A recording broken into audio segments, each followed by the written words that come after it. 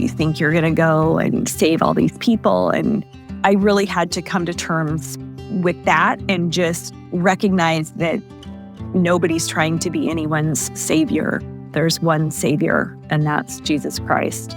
All we are trying to do is to be his hands and to help his brothers and sisters, our brothers and sisters, and to, lift where we can.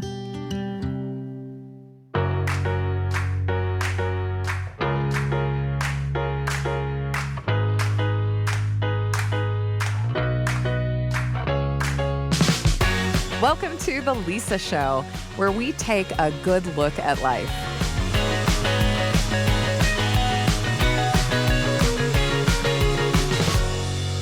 Hey, it's Lisa. When was the last time you were stuck waiting? Not waiting like when you show up early to the dentist, but they're running 45 minutes behind. Although that is a unique pain because you can't even eat the emergency snack in your bag because then you'll have to brush your teeth again.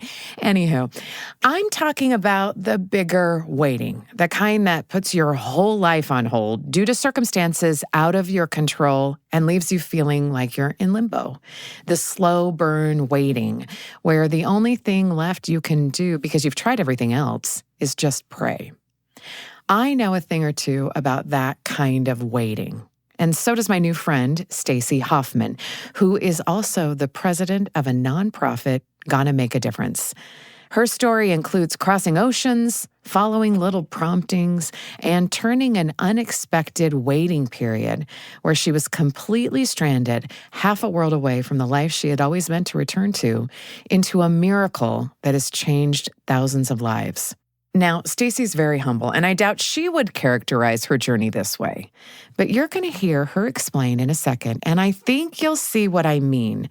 Stacey didn't set out to change the world, but when she ended up with time on her hands and waiting, and no other options left to help her own family, she threw herself into doing what she could for other families. The result is the good news I think you need to hear today.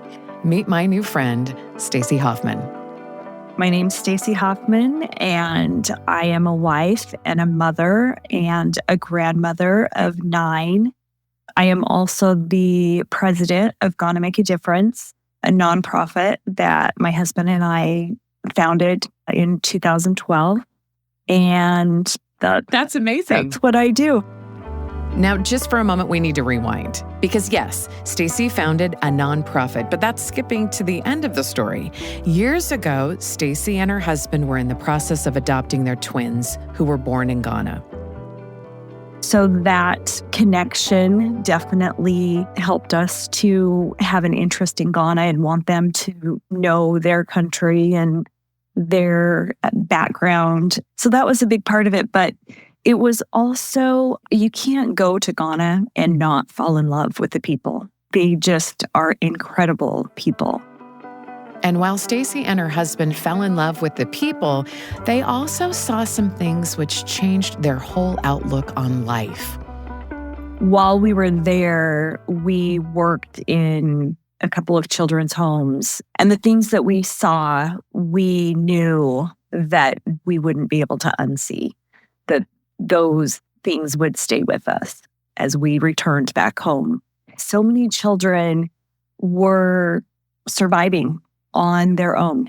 They were finding food in the markets on the ground. There were not safety nets in their country to help children, whether they had been abandoned or their parents had died or whatever it was. There were a lot of children trying to find their way on their own. And as a mother, that really tugged at my heart. I really knew that I wanted to become an advocate in some way for these children. And so we were working on our adoption, but we had some extra time. And so we spent several days in one orphanage in particular. And there was one nanny, and there were 50-some children. There was just a large dirt hole for their bathroom. They had 2 meals a day, and even those meals were very sparse. And it was just really difficult to see these children living like that. They couldn't go to school. And we just knew that there was a before and after, and we couldn't go home and continue to live in the way that we were living without making some changes in the way that we spend our time and our resources. It was definitely a moment for us that stands out in our lives. Seeing those needs changed Stacey, and she knew there had to be something she could do. The idea started with what was just within reach. One day we were sitting outside and noticed these beautiful fabrics hanging on the line because all their fabric is just so colorful and bright and beautiful. And I thought we could bring home some fabric and reach out and find quilters, people who would make some quilts, and we could sell them and do some projects for this particular home. And so that was really how we first decided to put things into action. And we decided the top priority would be building them a bathroom and getting them some plumbing. And so we decided that that was our first project, and we started working on that. And so on our trip home from Ghana, we wrote a letter to our family and friends and just said, this is what we just experienced. And it was incredible and powerful in so many ways.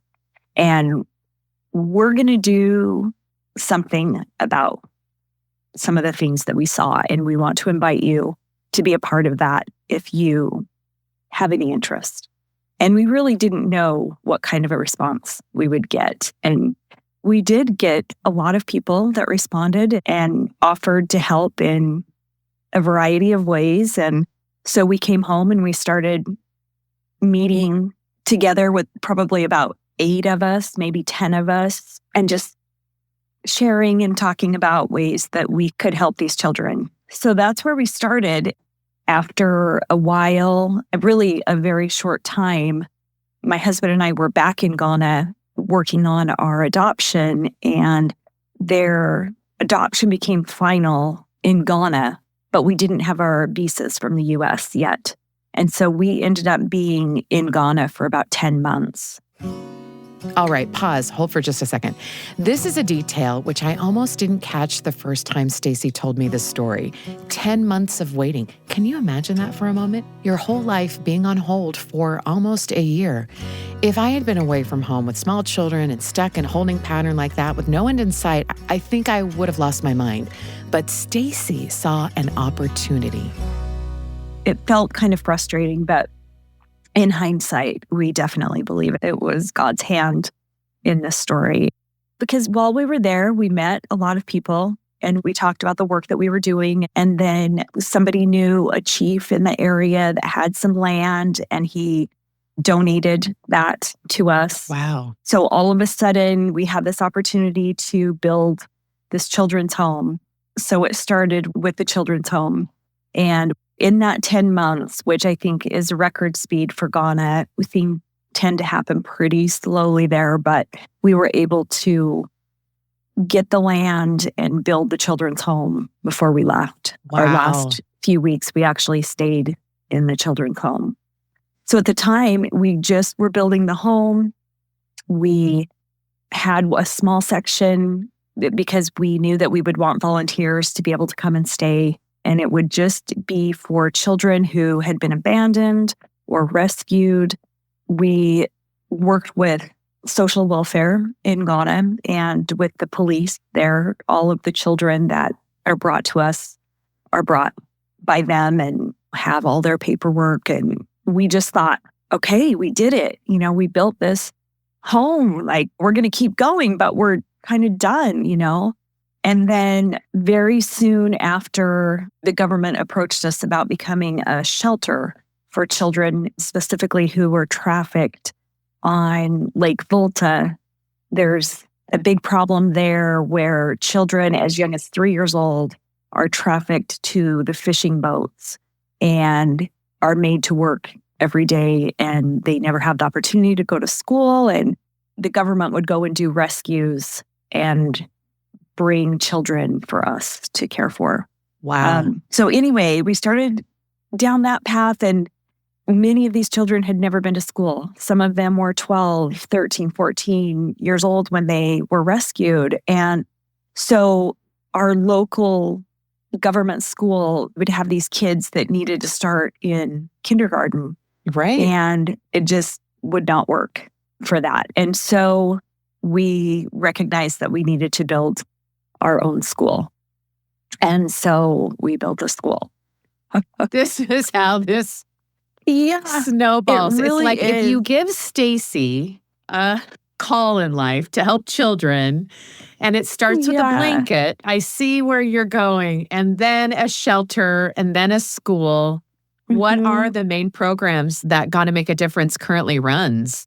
So soon after the school, we had a need. There, children with special need are often abandoned. They're viewed as a curse to the family that they're born to. And so they are left in parks or at the beach or forest. And we recognized that we needed to build a separate home for children with special needs, that they could receive the care that they need. So now we have our regular home, a school, and a separate home for children with special needs. And as I mentioned, we knew that we wanted to advocate for these children. And we were able to recognize very quickly that the best place for a child is with a family. And as great of a place, an environment that you can create, there's nothing better for a child than in a family. And so we recognize that in order to advocate for children, we really have to advocate for families and strengthen families before the children are removed or before the dad can't find a job and doesn't have a skill to make a living. So our work really became focused on children and families. And we recognized that two of the main things that would break families apart in Ghana is a lack of medical care and lack of education.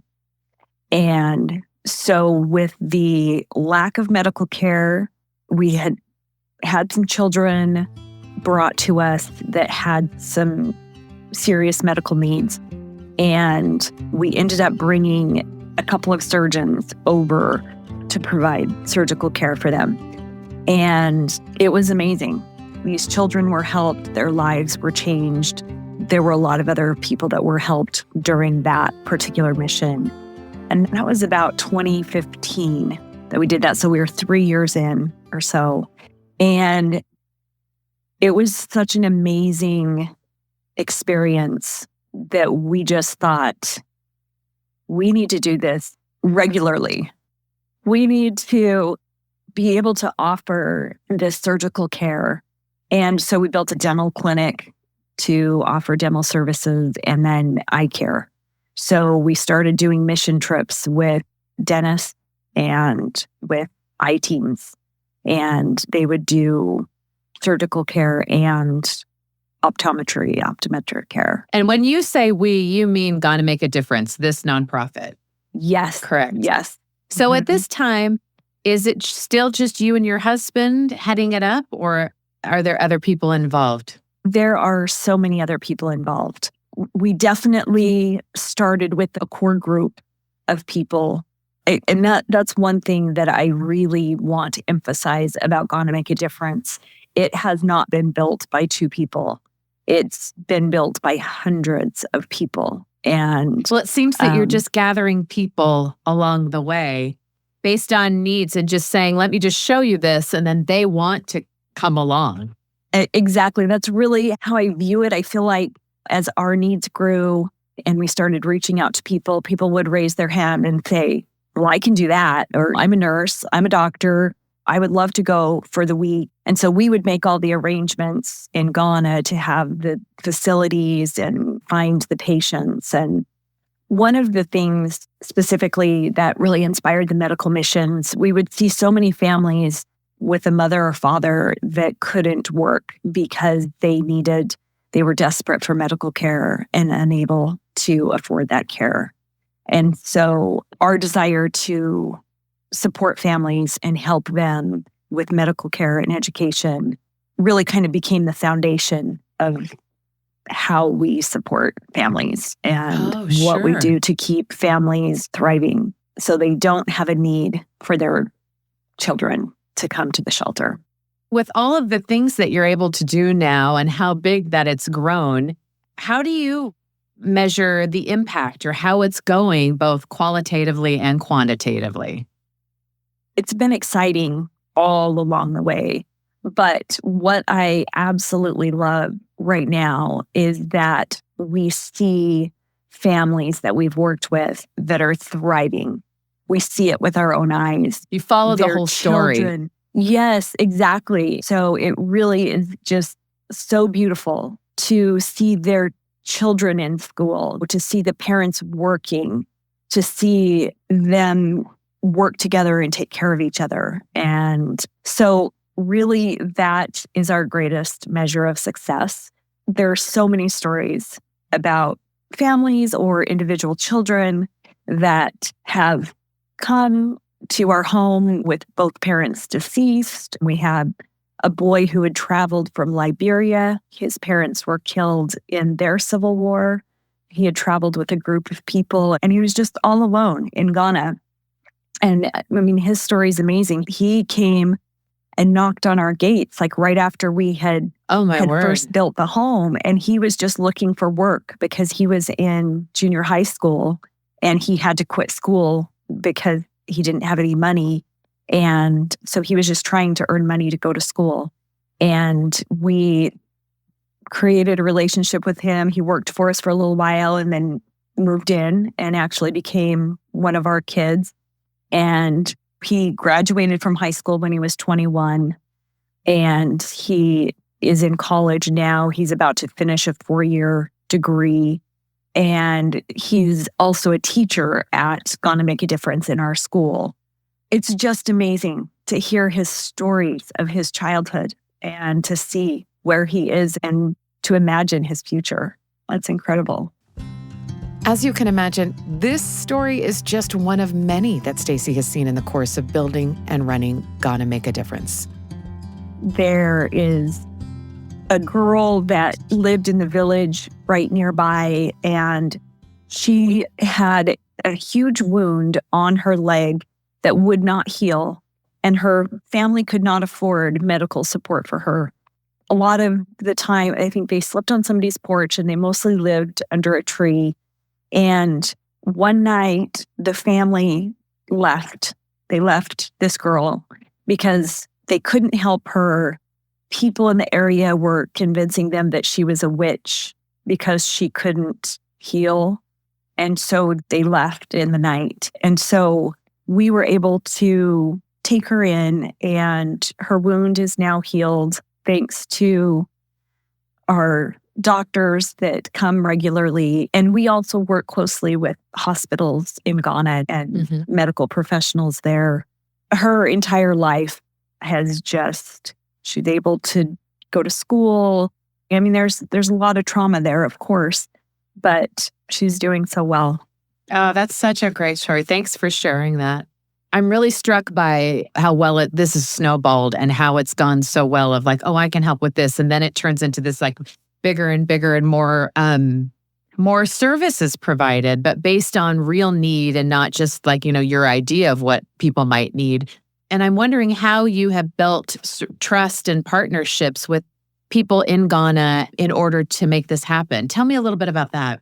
Yeah, I'm really glad you asked. So we have a staff of 54 people at GMAD that are paid staff. And so we have a director, we have social workers, we have a nurse, nannies, cooks, teachers. So we're a large community. Many of them have their families that also live on site. And so we really do have a village there of people working together to create a better life for not only the children that live in the shelter, but for themselves and for their own children. It's really been a beautiful thing because we all learn from each other. We all come together and talk about the processes of the operations of the home and the decisions that we make for the children. Our work is very much guided by their direction and their insights to awareness of the culture and what these children really need to be empowered in their world. And then in addition, we have worked closely with so many organizations in Ghana. We worked with an organization who goes out and does the rescues for children who are trafficked. We work with the hospitals. We have doctors that come and operate with our medical team. One thing about Ghana Make a Difference is there is not a feeling of any one person or any group of people coming to make everything better, to fix everything. It's very much, we are all learning from each other. You might start off thinking as a volunteer, and I personally experienced that. I was all about, I'm here to help the kids, and that's why I'm showing up. You think you're going to go and save all these people, and I really had to come to terms with that and just recognize that nobody's trying to be anyone's savior. There's one savior, and that's Jesus Christ. And all we are trying to do is to be his hands and to help his brothers and sisters, our brothers and sisters, and to, lift where we can. And so that's what we do. Nobody comes home from an experience in Ghana at Ghana Make a Difference without learning so much, without their life being changed forever. What have been your biggest challenges as you've moved forward? I would probably say one of the greatest challenges is in helping our volunteers to understand that we're not about gifts or about giving money to solve problems. I think in America, we have access to those resources and we just want to help. We hear these stories that are so difficult and challenging, and we want to fix it. And we have very much learned that people are very capable of fixing their own problems. And what it really comes down to is opportunity. If we can provide the opportunities for health or for education, these people are able to take care of themselves and create a beautiful life.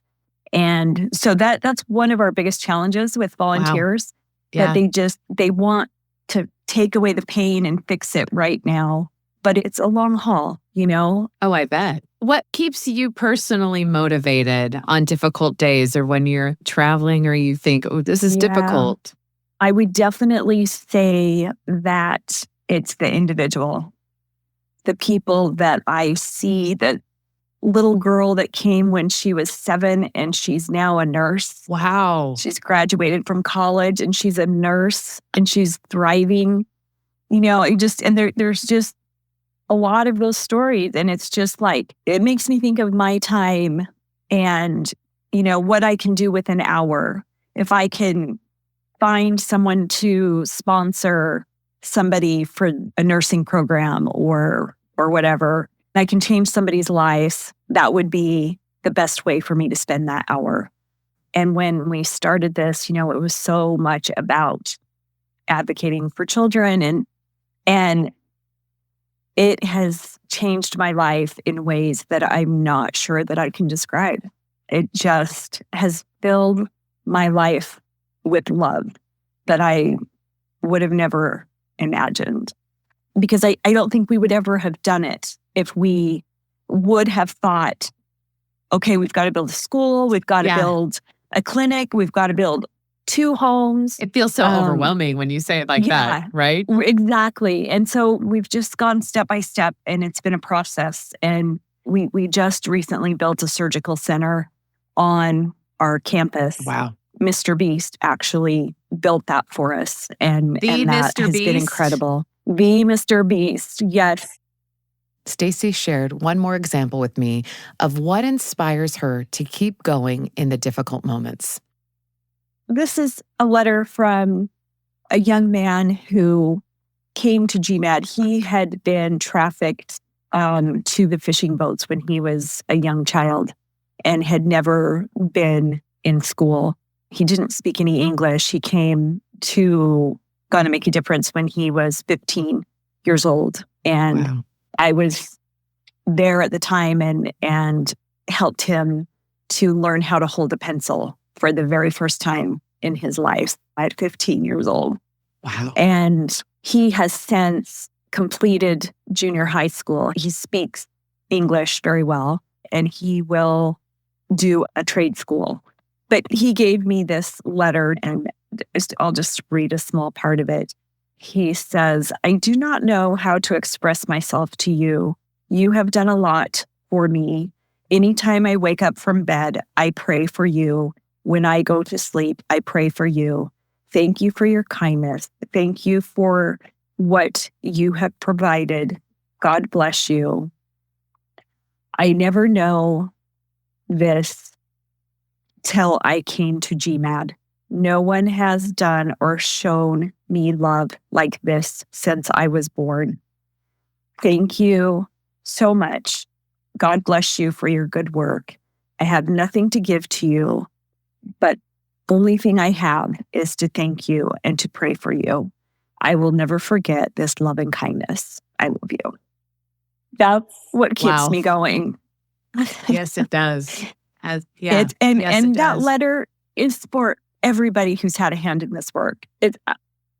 I feel guilty because I get a lot of those letters. And I know he's not just talking about me. He's talking about so many that have contributed to offer him this opportunity. And he's already thriving, and he's going to continue to thrive. And there's no words for that kind of joy. All throughout our interview, I was struck with Stacey Hofman's humility, her desire to just do good for everyone that she comes into contact with is something that I admire a lot. I don't think that a lot of us, when we are waiting for big things to happen, small things to happen, or just even shifts in our lives, look outwards the way that she does. At the end of our conversation, it didn't feel like she was waiting for life to happen or waiting for her life to happen, but she just kept doing good and adjusting to what those around her really needed. The next time I feel like I'm in limbo, I'm going to remember this conversation with Stacey. I'm also going to remember that the impact of what we do, however small, can have a snowball effect. The Lisa Show is a production of BYU Radio, hosted by Lisa Valentine Clark. This episode is produced by Becca Hurley-Lung with help from Erica Price, Blake Morse, and Kenny Mears, with post-production by Kiplin Merrill. A special thanks to today's guest, Stacey Hofman. Stacey runs the charity Gonna Make a Difference. Links will be in the show notes. Don't miss out on 2 other amazing podcasts from the Lisa Show family, The Council of Moms and Proofread, a new book review podcast to help you read more of what you love. You can find The Council of Moms and Proofread on YouTube or wherever you get your podcasts. As always, thanks for your messages. We read them all, and thanks for listening.